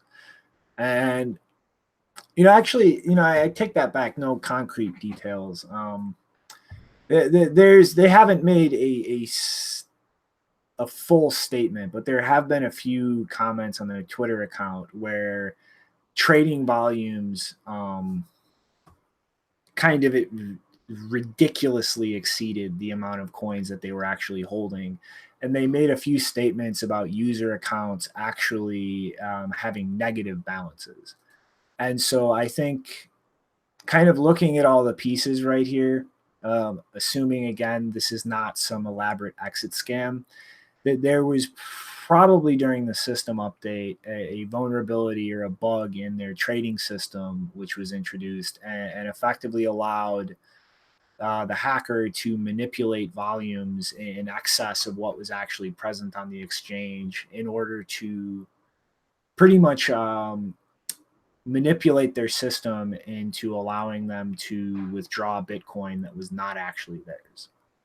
And so, yeah, I mean, again, assuming this was a legitimate hack, I mean, this just goes to show how critically important two things are. One, managing updates to your actual core trading system, and especially if that links to automated withdrawal systems in a hot wallet. And two, using cold storage. Like, it doesn't matter how small of an amount your net assets are. The majority of them should be in a cold storage system. because that is the only way that you are going to actually limit your exposure to incidents like this to the point where it's not going to completely bankrupt you, which is this. It pretty much looks like what happened here. Like all they're doing right now is trying to refund shit coins and saying that they cannot refund any Bitcoin or Litecoin, which, from my understanding, is the two major coins that they actually listed on the exchange. And wait, you said that the Twitter account was also compromised, like the social media stuff? I don't know. I wouldn't say compromised, but they were all shut down immediately after the announcement that they were hacked, and then remained offline for a period until they were brought back up. The account is claiming so that they could take some time to think about how to handle this. Because I mean, like when you say it was like taken down, that means it kind of, because I've seen some people on Twitter that somehow there's a way to like lock your account almost like it's suspended and it doesn't even, your tweets don't even appear, and then you can re-enable it at a later time. Is that what they did, or they just didn't tweet? They actually like shut the account down for a while, so nothing was visible. Everything was isolated. And they announced the hack before or after they did that? Before. Okay, because initially when you said that the social media was like shut down, I was like, well, that's like a pretty big hack if your social media, whoever's controlling the social media accounts also was compromised at the same time as the exchange. Like, that seems like a pretty broad attack. But if not, then I mean, that would be ridiculous though. Like, that's like a major that would be a major issue. Yeah. Like their trading engine being compromised is a major issue. Well, I mean, yeah. I mean, it would be even more of a major issue because it would mean that like either their social media person had way too much access to the exchange infrastructure, or it means the social media was somehow, there was shared authorization or something like that, or maybe the entire, like the employees, they were hacked at like a social engineering type way that their employees were compromised, and then, but yeah.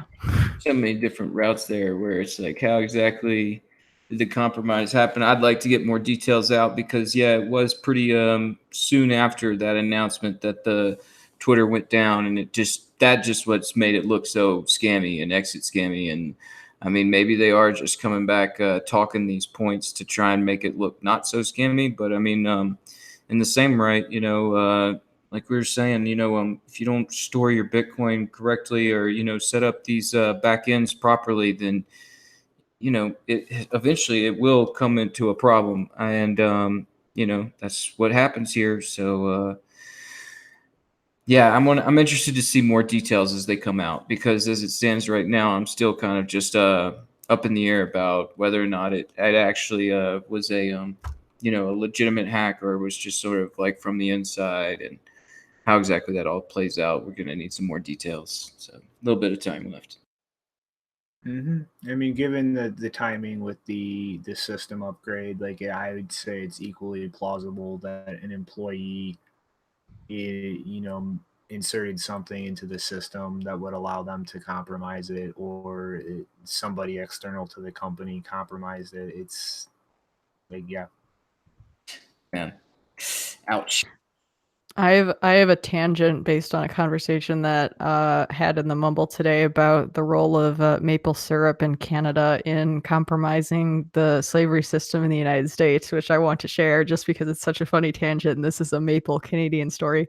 So apparently on the Wikipedia page of maple syrup, it says that the Canadians used they processed sugar from the maple syrup in order to compete with the sugar plantations in the United States, and apparently that really affected the market for sugar, and so that apparently had a role in abolishing slavery. So that was an interesting tangent about maple syrup.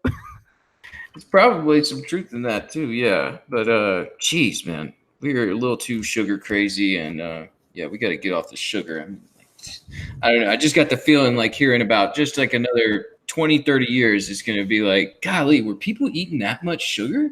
Like, yeah, they were. Well, Halloween is one of those days where people overdose on sugar, so I thought talking about maple syrup might be relevant. No, I drink beer. Thank you. I also heard sure. that apparently in the southern United States, it's a thing to put maple syrup on chicken. Yeah. Being from Really? the South, for sure. Yeah. I've never heard that. Why would you do that? Well, there's a dish like steak and eggs. There's chicken and waffles, and so chicken and waffles you put I've seen some people just do gravy instead of the maple syrup, on the waffles. It's that kind of sounds weird, gravy on the waffle, but just equally as weird as syrup on the chicken. So it's one of those like pineapple pizza things. It's weird. Oh no, pineapple pizza actually makes sense because it's a normal thing. No. I'm gonna get ostracized for this, but actually, Yes, pineapple on pizza is the only time that I eat pineapples when they're on. Pineapples are awesome, but not on a pizza. No, pineapples are. I think it's like they're too sweet or something for me, and so usually when they're on pizza, they've kind of lost some of that too much sweetness. So I'm able to eat them when it's. All right, viewers, I'm calling out all of you to shun Janine. Oh come on! You have to admit that maple syrup on chicken is even weird. Like I got called weird as a child because I put like salad dressing on pasta. I don't think that that's any weirder than chicken and maple syrup. You're not helping yourself, Janine. Trust me, you just got to go to one of those Southern fried chicken places, and man, no matter what you throw in that chicken, it's gonna be good. Alrighty. So next up, I don't think we've really covered the ongoing situation with Wex, aside from maybe pointing at a tweet by Nomad and laughing because it was blatantly obvious that Wex relaunching after the BTCE bust was a honeypot, something shady. I mean, like you point blank, like you need to get your head examined if you didn't think something was strange about that. But over the last month or so, users of Wex have really been freaking out. And apparently since July, they have not been processing any withdrawals for major cryptocurrencies like Bitcoin or Ethereum, and only going through with withdrawals for smaller cap coins. But can you explain what Wex is really quick? It's a relaunch of BTC after they were busted by the Justice Department. But yeah, so users have been really scrutinizing this exchange, and recently a large amount of Ethereum under Wex's control that was isolated from a wallet that was known to be under the control of BTCE transferred after the bust by the U.S. government to a few wallets into one that was identified as a Wex wallet by users who had withdrawn Ethereum from Wex prior to the withdrawal freeze for large cap coins.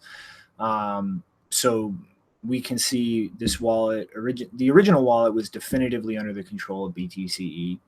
The wallet that they wound up at is confirmed to be controlled by Wex because user withdrawals from a number of different users were processed out of that address. But this address confirmed to be under Wex's control over the past, I think it's 2 weeks now, but over a few days in mid-October started processing large transfers to addresses known to be Binance addresses. And so a large number of users began contacting Binance, filing support tickets. One actually contacted the CEO over Twitter. And pretty much Binance has temporarily frozen the addresses in question with these deposits from Wex. And Zhao has confirmed this on Twitter. But he's effectively urging all users of Wex who actually have funds there to contact the authorities and actually file police reports, because right now like this is just temporarily being held based on the large number of reports that Binance has been receiving about this matter. But they can't really legally keep these funds frozen without some kind of police report or like a contact from some kind of legal body or law enforcement agency. And he's pretty much like just urging them to file police reports and have the law enforcement actually reach out to them. And really, like, this is really kind of a complicated situation going on, because it like there's a lot of positives and a lot of negatives to this. Like, first off, first off, this is really kind of demonstrating the downside of any kind of centralized system. I mean, your funds can be frozen like that if the custodian has a reason to, and there's really nothing you can do about it. But at the same time, it is allowing, what clearly looks like large scale theft to actually be dealt with in some way.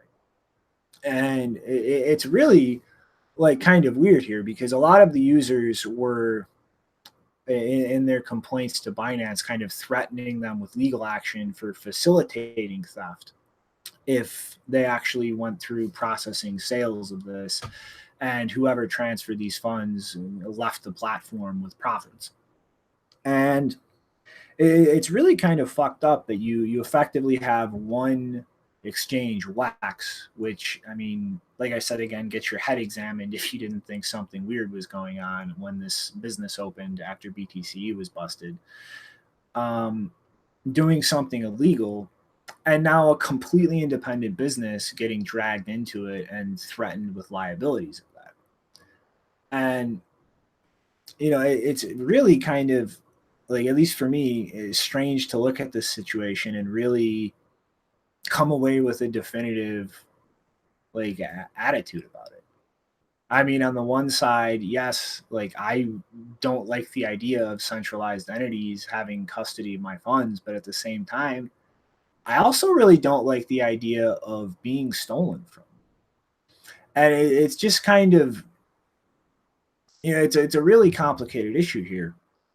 And I don't really know how this is going to play out, because, obviously without some kind of contact from law enforcement, Binance will eventually unfreeze these funds, and whoever's controlling them will do what they're going to do with them. But,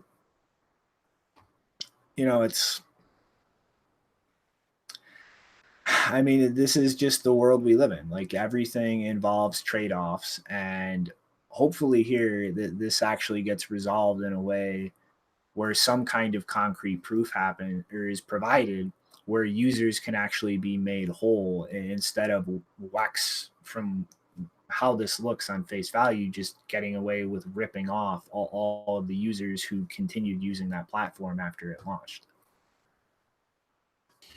Yeah, I was like reading through this, and I was just rereading through it as you were speaking, because it is a complicated situation, just like different jurisdictions and, different people with these their own little incentives, as far as like whether I'm running an exchange or whether I'm trying to run out of here.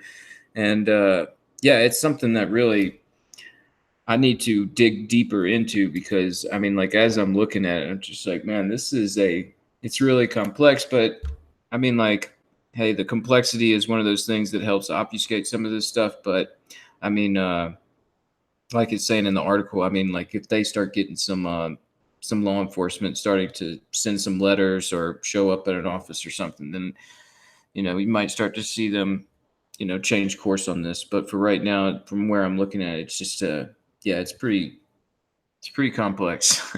So just keep an eye on it, see how it goes. I mean, I'm just mainly worried about this setting a precedent where,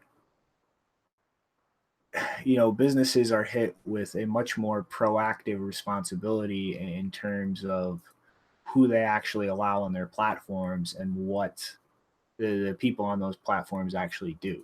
Because, I mean, like, let's replay this situation, imagining that none of these Wex users actually made any attempt to contact Binance, weren't doing any of this research into Wex addresses and fund movements, and these coins were actually sold, and whoever has them left Binance with untraceable profits. Well, I think that's kind of fucked up there to hold Binance accountable for that when they're not actually aware of any kind of information tying this to criminal activity. And I feel like where this is going to go is kind of pushing for that type of precedent with exchanges in this space. Yeah, that's pretty. Yeah, I don't know if that precedent should be set or not, but yeah, it's hard to say. Whenever right now, it's just like, yeah, they can send it to Binance, like what's stopping them? But like at the same point, it's like, is there some sort of background effort there to try and actually get those profits out, or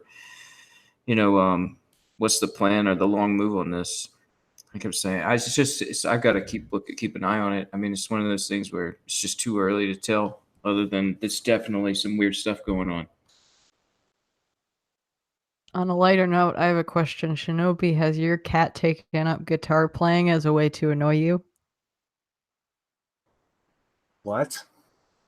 Right? There is some music playing in the background twice, and I had this image in my head of your that's cat not- trying to play the guitar to get your attention. No. Nope, that was my phone ringing. Did your cat do like what my cat does now? He just knows. Like it's almost like he knows the schedule of the show. He's like, all right, going to bed because I know you're not going to be able to talk to me. He just leaves me alone at this point. Or is your cat still giving you all kinds of hell? Nope, I locked the little shit out of the room, and she has to deal with it. All right, though. I don't have a cat at my current location, but there's a cat in the neighborhood that, like, every time I walk down the sidewalk, I see it at, like, one of 3 places, and it's so cute, and I'm kind of tempted to, like, figure out if it's a stray, and if it is, I'm going to take it home. That's catnapping. Well, It really likes me, and it apparently likes the texture of jeans. cats are a cool little pet to have. If you can't get that one, you should still get it. A kitten. All right, though. So we have 2 more stories left, and this next one is really kind of a disconcerting issue, and I think really ties pretty deeply into a lot of different things going on right now, in terms of just the internet and technology in general. But the CFTC commissioner, Brian Quintenz, gave a speech earlier this month as far as regulatory liability when dealing with the cryptocurrency space. And, Coin Center put out a response and commentary on this. And really, despite a lot of problems I have with the organization, I think they really hit the nail on the head here. Quinten's stance was kind of, or the topic of his speech was along the lines of who's actually responsible for unlawful use of platforms like this. And he really kind of broke down the different people involved who would traditionally, when looked at through the lens of how legacy systems are assessed, would be responsible for this. The developers of the actual platform itself, miners, or I guess you could say stakers or whatever equivalent party is really continuing forward progress in the ConsenSys system, and users as a whole. And he kind of broke down those 3 and said that they should not be held liable. Developers in the case, because they're simply building a neutral platform that could be used for any number of purposes, lawful or unlawful. Miners, because they're not really in a position to judge the legality of any particular transaction that they're processing while partaking in mining, because it's really any kind of contextual information that would show whether it was lawful or unlawful is not really in their possession for any given transaction, and you can't really guarantee that it ever could be. And users as well, because they really have no control over what other people are doing, in the same way that me driving on a street following all the relevant traffic laws, I have no control whatsoever over another driver who chooses to speed, blow through a red light, and just ignore laws. Like, the idea of holding any of these parties responsible is just absurd. But where he kind of goes off the rails here is talking about developers who are specifically creating a smart contract on the platform. And he's effectively arguing that these types of developers should be held responsible if they can reasonably foresee unlawful use of a smart contract that they develop. And I mean, this is really kind of absurd. And to draw my own analogy, different from the ones that Coin Center used, I mean, this is kind of like deciding that a gun used in a crime or a murder is the responsibility of the gun manufacturer, and that the manufacturer of the gun should be held responsible when some nutcake runs off and kills somebody with it. Because, I mean, you could reasonably foresee that when I make this gun, it's possible somebody could go out and commit murder with it. And I mean, it's absurd. Like, you extend that to somebody who makes kitchen knives or a baseball bat or a car. Like, there's literally like no way whatsoever for you to make really anything in terms of a product that could not be used in the commission of a crime, reasonably foreseen to be used in the commission of a crime. And that kind of attitude is just insane. And to really, kind of branch out into like the larger just vibe of society right now, like this attitude is popping up more and more. And it's an unbelievably dangerous precedent in a global society or civilization like we live in right now. And I mean, not to get too much on a third rail topic right now, but this recent shooting in New Jersey with the synagogue that was shut up. You've had Gab, the Twitter alternative, have all their payment processors cut them off. Their hosting provider shut them down. Their DNS provider shut them down. And you literally have a member of the United States government screaming that they should be held liable for that crime just because the person who committed it used their platform. And I mean, like, this is like the most slippery slope I could possibly imagine in the modern world. And it would literally just grind society to a halt to decide that this kind of assessment of liability is valid. To say that, I mean, just like follow it to the extreme. Like YouTube. So some nutcake puts a video out. Okay, YouTube's liable now. Okay, a city built a road, and a murderer used that road to escape from the police. I mean, just like the idea that somebody who provides some neutral platform builds some tool that could be used in any manner of ways is now going to be held as a willing accomplice and liable party because one individual decides to use it in the commission of a crime. You can't have anything. We can't have internet platforms. We can't have roads. We can't have tools because any of them could be used in the commission of a crime. I mean, like, I could literally disassemble my desk right now, take one of the support beams, and go beat somebody to death with it. Does that mean that IKEA should be considered an accomplice in that hypothetical murder? Like, it's absurd. But like, it's completely insane and devoid of reason. I mean, they give you those little booklets of instructions on how to build stuff, but for some things, like for example, there's a part for a bit I built that it kind of reminds me of Negan's bat from The Walking Dead. So you could reasonably assume that they were like instructing me on how to build Negan's bat. Jeez.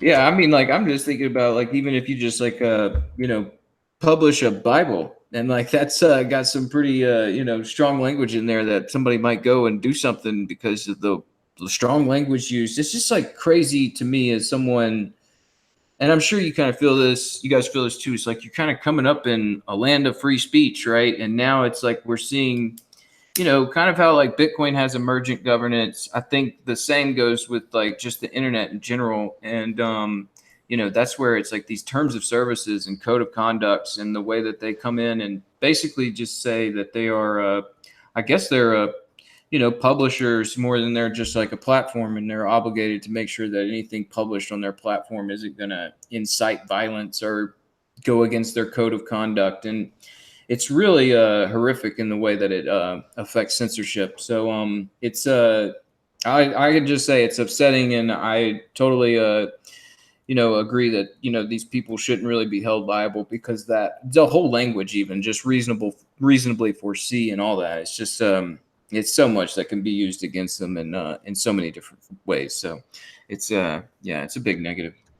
Mm-hmm. Just like a last comment before we get to the last story, but like this is not just an issue for the cryptocurrency space and the necessity to allow people to continue building these systems without fear that one nutcake doing some crazy thing is going to get them in trouble. Like this is an issue for society at large. Like tools are a neutral thing.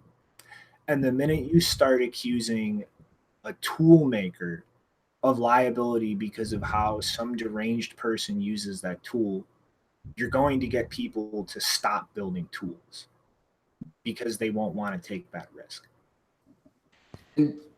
Just real quickly, I mean, like free speech and free exchange of ideas is like probably one of the most powerful tools that humans have had.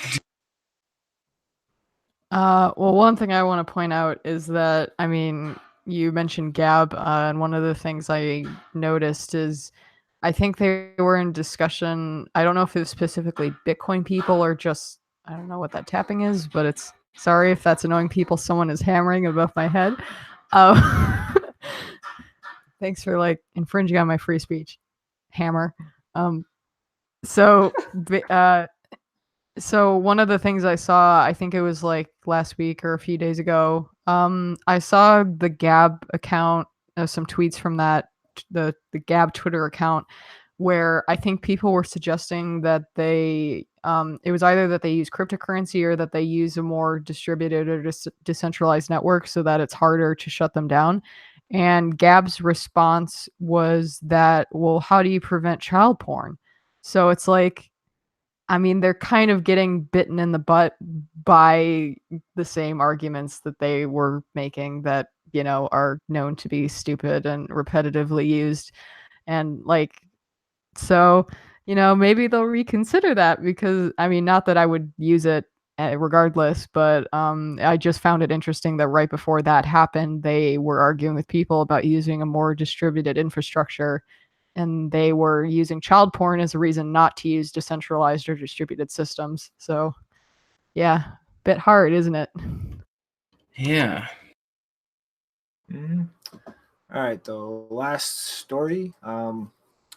So kind of missed this when it was first announced, but the SEC has launched a financial technology site, FinHub, and are specifically kind of trying to streamline the process in terms of communicating with people in the ecosystem and kind of create a communications channel to make things a little more clear for people in the ecosystem. And they've actually set this site up in a way where you can kind of request communications or meetings with people at the SEC regarding things in this space based on subject matters. Like you can actually request their statement or opinion on anything from advisory services you're giving in the ecosystem to digital assets themselves to different kind of investment vehicles. And I think it's kind of showing a little bit of a melting in terms of the animus that they have towards a lot of things in this space, and them trying to actually be a little more proactive in gaining an understanding and clarity in communication with people in this space. And one thing I actually found kind of interesting, they request a name, an email address, and a phone number to get in touch with you, but they specifically cite in additional information boxes to not provide any type of personally identifiable information, such as your social security number or your date of birth or so on. And I thought this was just kind of strange because, like, obviously, a name, an email address, and a phone number, like, there are ways to provide things like that in a way that doesn't actually give away your legal identity. And it's kind of got me wondering if they're specifically doing this to get people to reach out to them in a way where they don't feel like they're being kind of put on a list where they're going to be heavily scrutinized or paid attention to, like, afterwards. And it doesn't seem like much at face value, but looking at a lot of the other things going on over the past 6 months or so in the regulatory space, it seems to me like they really are trying to kind of open that communication channel in a way that doesn't kind of scare off people from asking for clarity on things that are in that very gray area right now. Yeah, I mean, that's a positive thing for sure. I mean, like, we have seen just in our own, geez, I forgot this word I'm trying to, but in our own experience, like, we've seen people come into the Mumble and talk where they wouldn't go into the TeamSpeak just because there's just, like, it's a little bit more easy to trust that system, that you're not going to, run into some closed source problem. And so, I mean, it's just like, being able to get rid of those easily identifiable markers out of the picture, I'm sure that it will bring in some people to the discussion. I mean, it's a good thing just in the fact that they're being proactive about this, because we've seen reactionary action is usually terrible for the market, because everybody's left scratching their head kind of like, okay, what exactly went wrong and everything. So it's good that they're doing this proactive approach. Alrighty. So, final thoughts. You are here. Go, Janine. Yeah, I forgot to give the shout out last week, or not last week, for the last show when it was tweeted to me. But Phoenix sent this picture of a reckless lightning hat with a no photos button on it, and he said that I would approve, and I agree. I would approve of this hat and this policy, and I hope they followed it of not taking photos of people without asking for consent. So, and I also one thing, nothing much pointed out that. May 22nd is Bitcoin Pizza Day, so that's why he suggested it in the poll for the real Bitcoin birthday. I guess you could say that's an event in history for sure. But yeah, my final thought, just going to be, again, reiterate, like, congratulations on 10 years with the Bitcoin white paper. Everybody, happy birthday on that, or, however we want to label it. And also just another shout out to Nopara and Wasabi 1.0, and, get over there and start looking at it and fiddling with it. And yeah, I hope y'all have a great rest of your week. Well, can't really make up my mind which meme to post.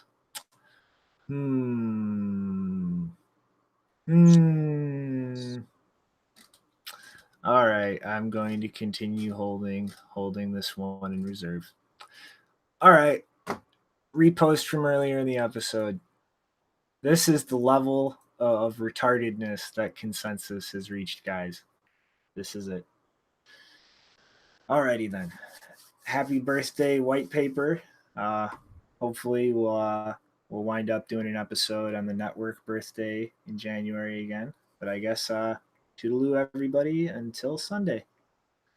Also, remember, iPhones are allergic to helium. Later, everyone.